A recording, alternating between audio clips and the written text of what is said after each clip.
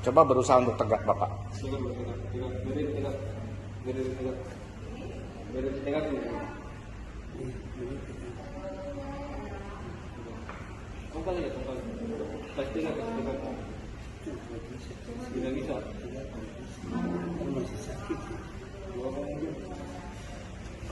Yang sakit kiri apa kanan? Kiri yang kiri. Berdirinya pakai kanan. Coba tongkatnya tongkat. Tongkat kasih tenaganya juga di kanan. Coba. Coba.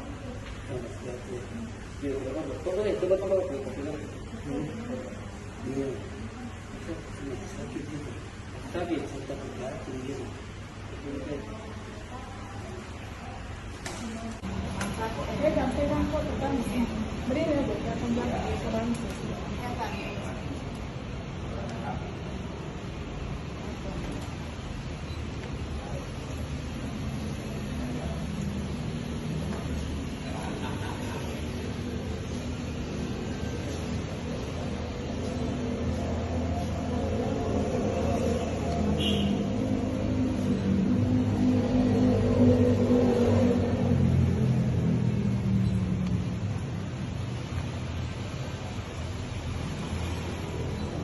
Ayo, belok kiri.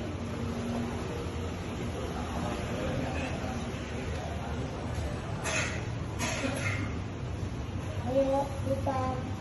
Nah, Bapak udah bisa putar. Putar. Ini lagi terus ini bisa. Pelan-pelan ada turunan. Sedikit apa? Tidak. Saya ada siap jaga. Pakai Genoma sejak kapan Ibu? Pakainya sejak tanggal 15 Mei 2022, Ibu. Aha. Jadi sampai hari ini sudah agak baik, ya sudah sekian banyak persen daripada yang dulu di bulan Maret, Ibu. Sama sekali lumpuh total, tidak bisa bergerak apapun, Bu. Sekalipun pada saat ini Bapak Yos masih memakai alat bantu walker dan kursi roda. Sebagai alat bantu kita bisa ke arah sini saja, masih terus Bapak, ayo jalan Bapak. Latihan jalan sekalian Latihan ya. jalan Bapak, supaya ototnya Bapak bisa kuat. Bisa Belum ada kembali 1 bulan dengan ya? Baik. Jadi tanggal 15 bulan Mei 2022 itu Bapak pakai Genio.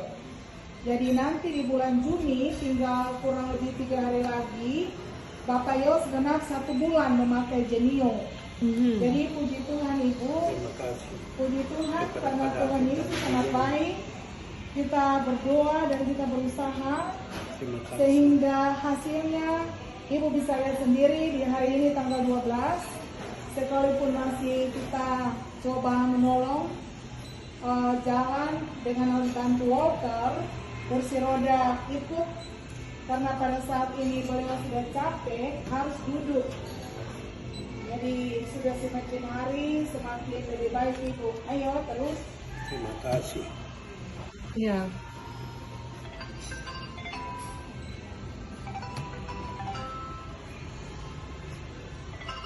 Waktu kita datang kan kondisi tidak bisa ya. Tidak bisa jalan sama sekali. Saya sementara latih pasien. Tapi kalau Sebentar. saya pakai Latih pasien.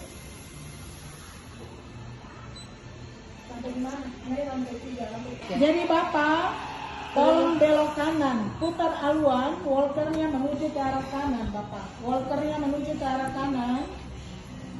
Ya, Bapak beloknya ke arah kanan. Tiap hari Bapak latihan berapa jam Ibu? Setiap hari itu tergantung dari kemampuan Bapak Yos. Jadi itu pun kalau andai kata ada orang di rumah yang selalu menolong, Iya. Bapak bisa dilatih. Tapi kalau semua lagi sibuk keluar dengan kesibukan yang bermacam-macam, berarti beliau yang latihan sendiri, Bu, pelan-pelan. Dia angkat walkernya, dia bolak-balik kamar, ruang tamu, kamar, sampai dia bisa. Dari tanggal 15 Mei menggunakan Geniomax, berapa hari setelah itu beliau bisa bangun mulai latihan jalan kan tadinya Satu minggu Bu. tidak bisa Iya, jalan 1 kan? minggu. Saya rasa kursi rodanya langsung aja, jadi Oh, kan nggak kursi perlu roda ya. saja.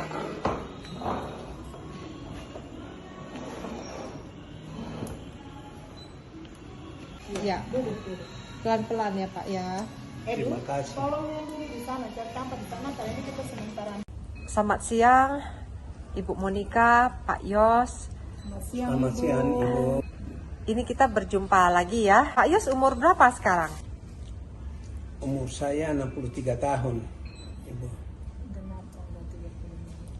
Kenapa tanggal 30 Mei kemarin. Selamat ulang tahun ya Pak ya, baru Terima sekali kasih, ya. Ibu. Iya. Sehat selalu. Ya, jadi ini saya lihat Bapak sudah bisa jalan. Itu hadiah ulang tahun juga ya Pak ya? Amin, hadiah ulang tahun dari Pak Datuk dan Ibu. Ya, senang sekali. Iya. Bapak bisa ceritakan bagaimana nih perkembangannya sejak kapan menggunakan Geniomax? Silakan Bapak dan Ibu. Saya silakan Monika. kepada Ibu Monika yang menceritakan karena Ibu Monika lebih tahu. Ya, Bu Monika silakan. Baik Ibu, terima kasih banyak untuk waktunya yang Ibu berikan untuk Bapak. Tapi Pak Yos karena ya dalam arti awam belum bisa untuk menyampaikan sesuai apa yang beliau tahu. Ya untuk itu saya sebagai penolong atau pendamping yang selalu mendampingi Pak Yos Ya, benar. di dalam menjalani hari-hari kesakitan beliau. Dan beliau ini Ibu saya ceritakan banyak Ibu, jadi mohon maaf supaya yang lebih jelas ya bagian daripada bioresonansi atau fisioterapi ini bisa tahu bagaimana sekian banyak keluhan daripada Bapak Yos Ponataba ini. Jadi Bapak Yos Ponataba ini semenjak tahun 2016 itu beliau divonis oleh Rumah Sakit Dok 2. Beliau ini sakitnya HNP, itu yang pertama, atau penyempitan saraf di tulang belakang. Dengan gejala beliau ini, tangan kesemutan, keram-keram, jalan pun kaki ini sangat lemah dan tak mampu atau tak berdaya. Ketika jalan kurang lebih 20 meter ke depan, itu harus duduk, kalau tidak bisa jatuh Bu. Nah, kemudian pada saat saya coba berusaha berkonsultasi dari penyakit dalam internis Rumah Sakit Dok 2, itu mereka katakan bahwa Bapak ini banyak sekali komplikasi. Ada namanya penyempitan saraf, makanya lari ke bagian saraf Rumah Sakit Dok 2. Itu yang menangani beliau pada saat itu Dr. Igor Letsoin Iya. dan Dr. Nelly Rumpaisum. Nah itu dari Rumah Sakit Dok 2. Kemudian bukan saja saraf ternyata, kembali lagi ke bagian ortopedi. Jadi yang tadi saya katakan penyakit dalam, dari penyakit dalam ke saraf, saraf opor kembali ke namanya ortopedi. Karena menurut ortopedi itu beliau ini ada punya kelainan itu di lutut Ibu. Nah itu semenjak tahun 2016. Artinya secara anatomis fisiologi beliau ini semenjak lahir itu sudah bawaan juga Bu. Ternyata iya, itu ketika kita ketahuan pada saat ada di Rumah Sakit Wahidin Sudiro Husodo Makassar. Pada saat dari Rumah Sakit Dok 2 abstain, tidak bisa lagi tangani beliau dan terpaksa harus dirujuk ke Rumah Sakit Makassar. Dan Ibu yang antar? Saya pun yang antar pada saat tahun 2016 itu. Karena tidak mau operasi Rumah Sakit Dok 2. Nah, seperti itu Bu. Jadi akhirnya dari Rumah Sakit Dok 2 mereka merujuk dengan penyakitnya yang pertama utama itu HNP atau penyempitan saraf tulang belakang. Dan ketika sampai di Rumah Sakit Wahidin itu mereka mengambil tindakan. Nah itu tindakan pun dari bagian orto tulang belakang. Iya, spine namanya. Nah itu spine tulang belakang yang mana mereka operasi Bapak di bulan Agustus 2016 pada saat itu. Jadi akhirnya saya sebagai penolong, selalu menolong untuk berkonsultasi. Akhirnya mereka katakan, Bapak harus dibuka bagian sarafnya yang terjepit, Bu, karena HMT. Jadi sarafnya itu menurut dokter ahli, Profesor Dr. Karya Triko, itu yang di Rumah Sakit Wahidin Makassar, bagian spine atau tulang belakang, dia katakan, Ibu, ini pembuluh darah. Pembuluh darah ini dilalui oleh keping-keping darah atau aliran darah. Tapi ketika itu tersumbat, harus dibenarin, harus dibuka. Supaya aliran darahnya itu selalu mengalir dengan lancar.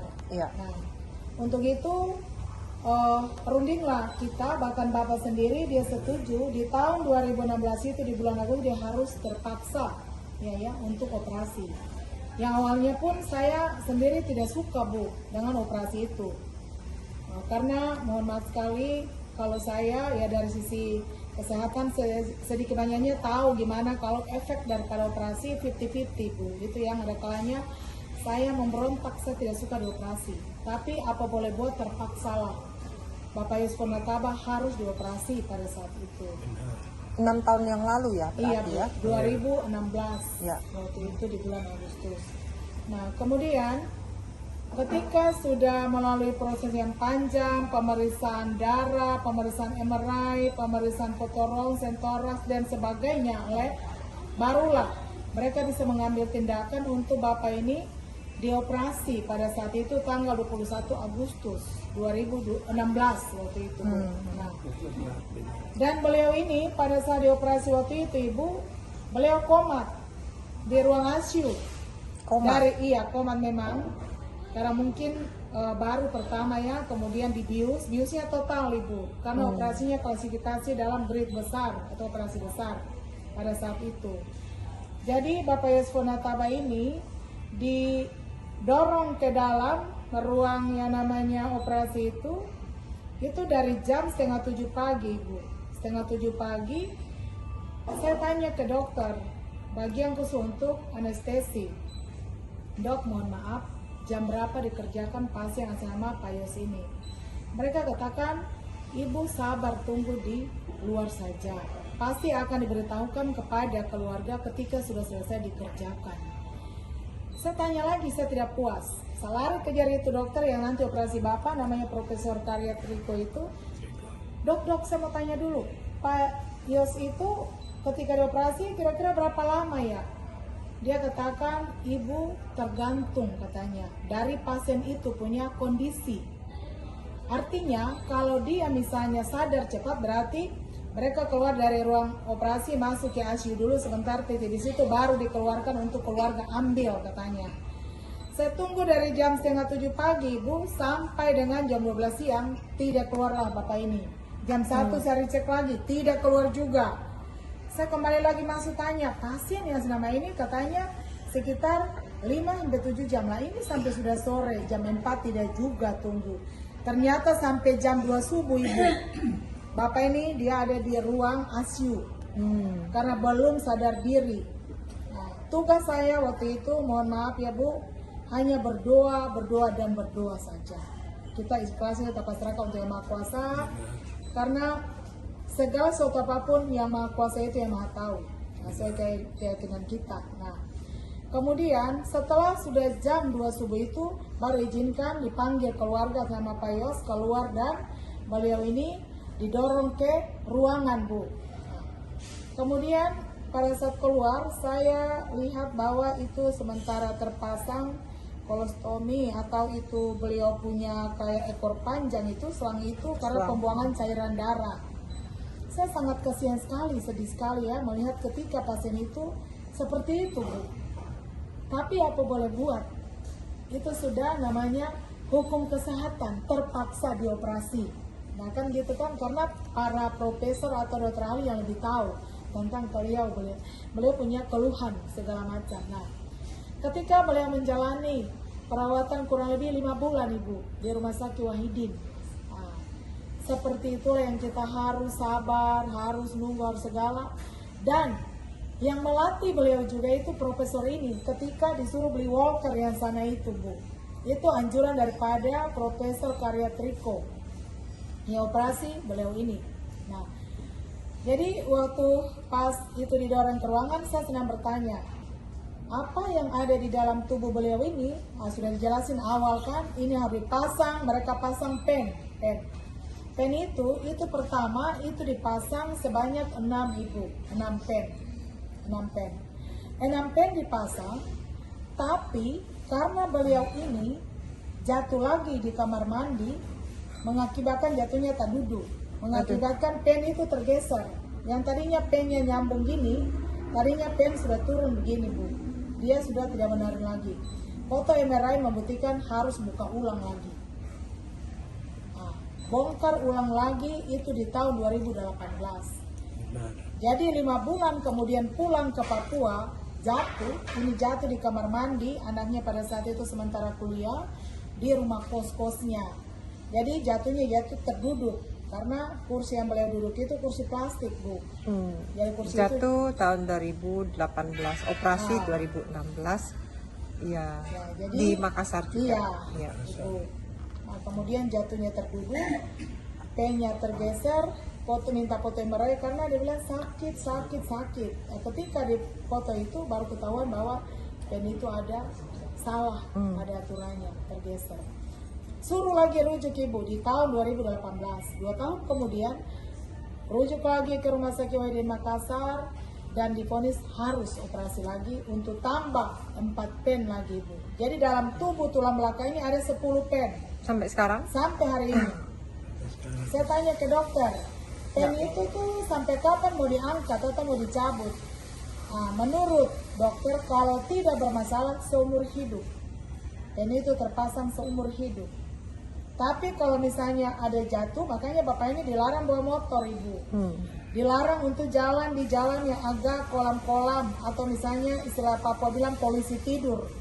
Jadi ketika itu ada gundulan atau ada apa gitu, itu tidak boleh. Jadi harus pelan-pelan.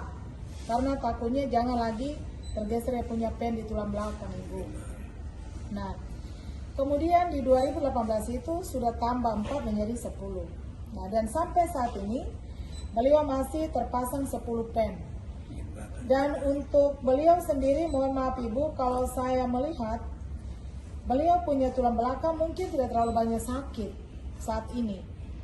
Kalaupun memang itu tidak banyak duduk terlalu lama, banyak berbaring lama pun tidak, itu biasa saja Ibu. Itu biasa saja. Tapi yang saat ini, ketika sakit di tahun 2021, waktu saya masih di Makassar, beliau ini komorbid Ibu. Nah, ada jantung, ada hipertensi, ada ginjal, ada MAH, ada PPOK atau asma. Beliau ini banyak sekali Bu. Dan dari ortopedi pun memvonis bahwa OA, saat ini yang lagi parah ini OA, osteoporosis artritis. Jadi beliau ini waktu sudah dipoto rongsen, sudah berulang-ulang kali di rumah sakit Dok 2 di MRI, ternyata dia punya bagian lutut ini terjadi inflamasi atau peradangan Ibu. Nah, dari hasil foto itu, makanya bentuk kakinya bukan lagi lurus, tapi dia sudah bentuk O-nya. Karena apa? Dia punya pelunas di bagian ini sendi, itu sudah memang tidak ada sendi. Jadi, dari dokter ortopedi, Dr. Joe Samsul sudah memvonis operasi. Saya sudah trauma dengan namanya operasi Bu, jujur. Saya sudah capek, sudah bosan juga. Dan saya tanya lagi terakhir, apakah memang tidak ada solusi lain selain daripada operasi? Katanya memang tidak ada. Kalau minum obat pun pasti lari ke ginjal, lari ke organ yang lain, lebih tambah penyakit. Jalan keluarnya operasi. Nah, saya bilang, apakah para dokter di sini, mohon maaf, tidak mempertimbangkan orang ini punya usia atau umur? Mohon maaf, saya banyak tanya Ibu. Nah, mereka katakan itu salah satu faktor. Tapi mau bagaimana lagi? Mereka angkat tangan tinggi-tinggi, sudah tidak mampu lagi. Artinya, mau apa lagi lah orang ini? Terus saya ini jadi stres. Tiap kali saya suka stres Ibu dengan ketika dokter tidak bisa lagi tangani pasien. Saya orang suka banyak stres. Karena apa? Tidak ada solusi. Lah, tinggal bilang operasi lagi. Saya tanya, operasi itu kalau andai kata lebih parah, kita ke organ tuntut kamu, jujur. Akhirnya mereka tolak sampai hari tidak mau operasi. Kemudian saya bilang, kita mengambil langkah keluar. Langkah keluar itu artinya dengan cara Tuhan, berdoa dan berusaha. Amin. Puji Tuhan, Alhamdulillah, Bu Haji, Pak Haji. Saya pas diketemukan di 2021 waktu kena COVID di Makassar, saya juga hampir tutup usia.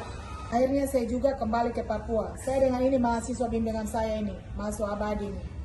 Nah, jadi mahasiswa abadi dia dari anak disabilitas tapi saya bimbing sampai bisa selesai. Nah, akhirnya puji Tuhan, sampai saat ini saya menolak operasi, kemudian karena saya komorbid saya ceritakan tidak usah ada solusi Tuhan. Kita coba pakai namanya bioresonance, pakai namanya Genio. Dari 2021 saya kena COVID, diponis dokter juga, mohon maaf. 14 hari, puji Tuhan 5 hari saja. Saya di ruang isolasi rumah sakit Wahidin dan saya keluar dan saya pulang kembali ke Papua sampai hari ini sama saya di depan ibu dan bapak semua di siang hari ini. Itu karena kebaikan dan kemurahan Tuhan, bukan karena siapa-siapa. Karena Tuhan maha dan maha baik. Nah, kemudian saya tetap bertahan, tidak akan operasi, yakinlah. Harus jalan tuh penuh dengan doa, harus punya keyakinan, pasti Tuhan mampu, Tuhan bisa. Dan sampai hari ini ada di depan ibu ini dari bulan Maret datanglah di Hotel Fox di sebelah. Datang dalam keadaan yang sangat parah dan tak berdaya. Mau berdiri saja jatuh, berdiri jatuh. Aduh, cara bagaimana orang berat begini, kita mau pikul, aduh pusing saya. Kursi roda ini belum ada. Ini belum ada kursi roda ibu. Akhirnya terpaksa harus mau pergi cari ini. Belilah kursi roda untuk mempermudah, untuk angka, untuk duduk, untuk jalan, dorong.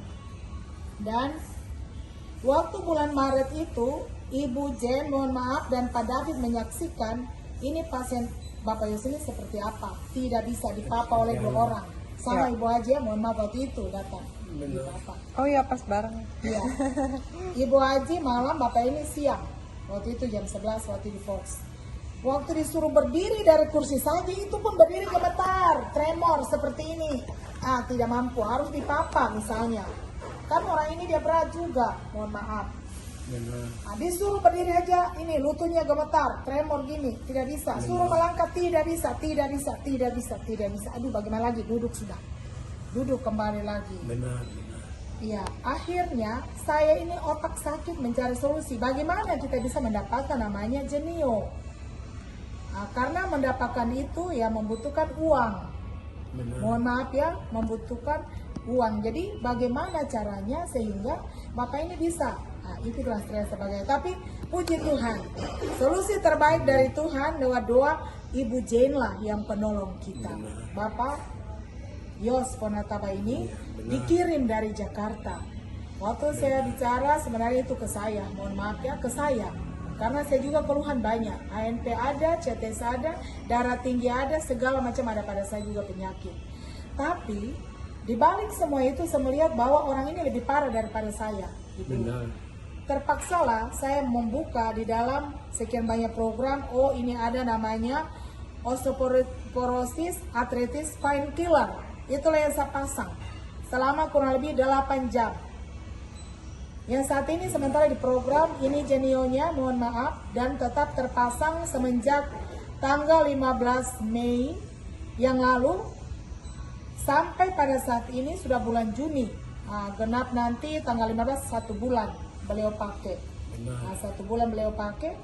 Tapi pada saat di minggu pertama itu saya coba melatih. Bapak sudah pakai namanya Genio. Coba berusaha. Karena dari rumah sakit dokter bagian ortopedi katakan Bapak tidak bisa duduk tidur saja, tidak bisa. Karena fungsi ototnya itu lebih mengecil. Tidak bisa untuk Bapak bergerak, makin hari makin mati. Banyak Bapak punya sel dan saraf tidak bisa berfungsi. Benar. Jadi saya katakan ikut aturan rumah sakit. 1 hari 5 kali, 10 kali ayun-ayun kaki, entah mau duduk, entah mau bangun, gini terus kakinya. Harus dilatih supaya otot jangan mati. Terus saya petunjuk rumah sakit dok 2 khususnya ortopedi. Itu yang dilatih setiap waktu. Sambil di minggu berikut saya suruh naik, berdiri. Ayo, ini kursi roda sudah ada, berdiri. Bapak, saya tidak mau bantu. Tapi karena pertama saya melihat ini Bapak dia masih agak berat, saya bantu. Ayo, saya tarik dari belakang celana. Ayo, berdiri dulu, berdiri. 5 menit, oke. 10 menit, oke. Nah, tetap berdiri saja, diam di tempat. Kemudian perintah kedua, duduk lagi dulu. Jadi otot tidak bisa langsung jalan, kan harus duduk dulu supaya keseimbangan. Ketika itu berdiri lagi, ayo Bapak berdiri sendiri. Sampai 5 kali, saya uji. Berdiri sendiri, ayo, berdiri sendiri, ayo. Naik pelan-pelan. Bangkit dari kursi sekalipun tahan bertati-tati duduk. Berdiri lagi, ayo, berdiri lagi, ayo, sampai kuat sendiri. Ketika sudah kuat, baru mulai melangkah bertati-tati memakai alat bantu yang namanya walker. Nah, dan puji Tuhan, di siang hari ini dia sudah bisa melangkah dari dia punya tempat duduk tadi di dalam, dia melangkah sampai ke sini sudah sekian meter ya, mungkin kurang lebih 20 meter, 10 ya 20 ya. Dan saat ini dia ada di depan ibu bahkan kita semua ini, berarti Tuhan masih baik. Semua itu karena kemurahan Tuhan lewat jemaat ini. Karena manusia siapapun di kolong langit semua berharap untuk Yang Maha Kuasa. Ini hanya sebagai alat penolong. Karena kuasa kesembuhan itu ketika kita berdoa, kita imani atau kita yakini, Tuhan itu Maha tahu. Dan Dia adalah dokter ajaib yang bisa memberikan kesembuhan untuk semua orang.